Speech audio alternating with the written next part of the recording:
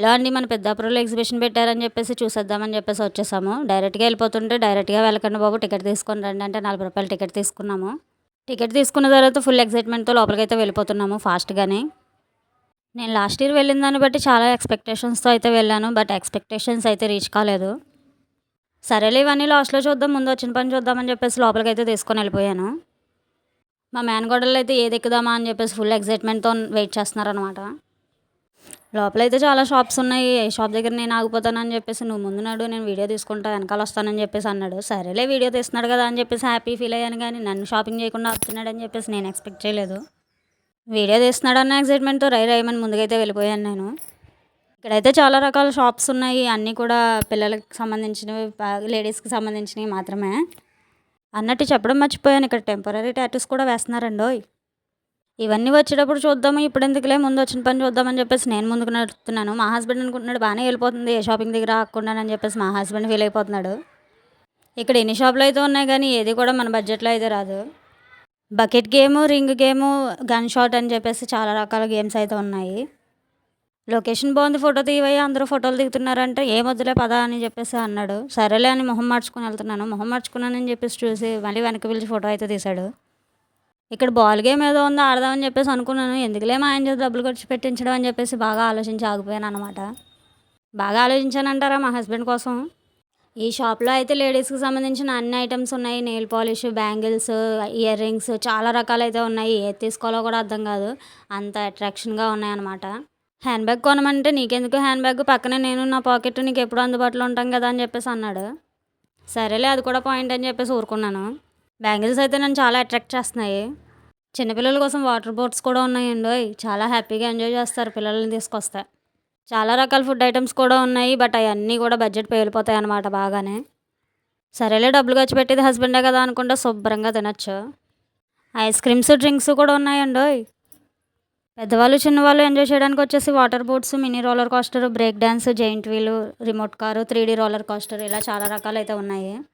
Break dance ఎక్కుదాం అనుకున్నాం, ఒళ్ళంతా కదిలిపోయి ఎక్కడ పార్ట్స్ అని లూజ్ అయిపోతాయని చెప్పేసి ఎక్కలేదు. కనీసం జైంట్ వీల్ అన్నా ఎక్కుదాం అనేసి అనుకుంటే గుండె జారి ఎక్కడ గొంతులోకి వచ్చేద్దామో అని చెప్పేసి అది కూడా ఎక్కలేదు.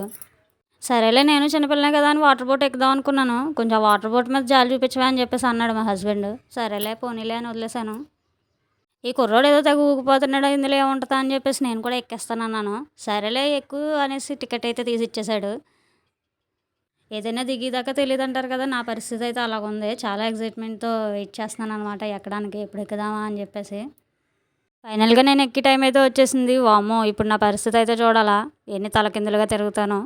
అది ఎంజాయ్ చేయడం కన్నా అందులో ఏం కనిపిస్తదా అన్న ఎక్సైట్మెంట్ ఎక్కువగా ఉంది. నేను ఎక్కగానే లైట్లు ఆగిపోయినాయి, మా ఆయనేమో ఎక్కిరిస్తున్నాడు.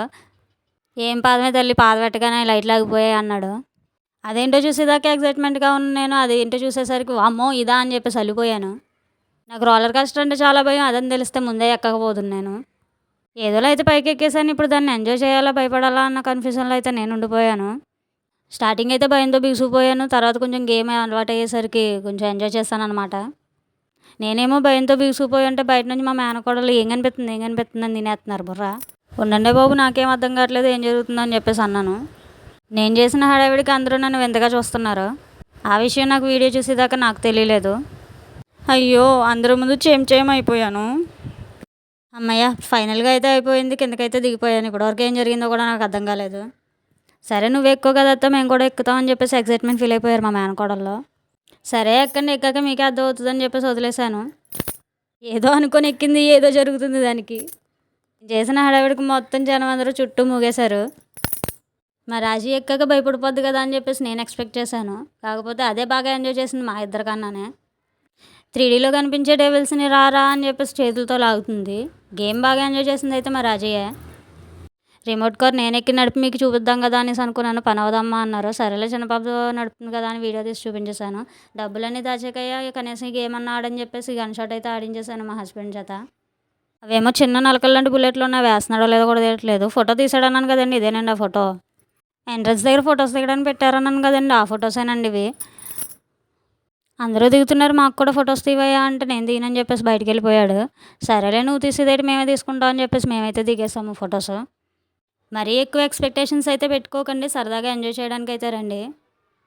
అండ్ ఈ వీడియో కనుక మీకు నచ్చినట్లయితే లైక్ చేసి, షేర్ చేసి, కామెంట్ చేయడం మర్చిపోకండి. సబ్స్క్రైబ్ చేయడం అసలు మర్చిపోకండి. ఉంటానండి. బాయ్.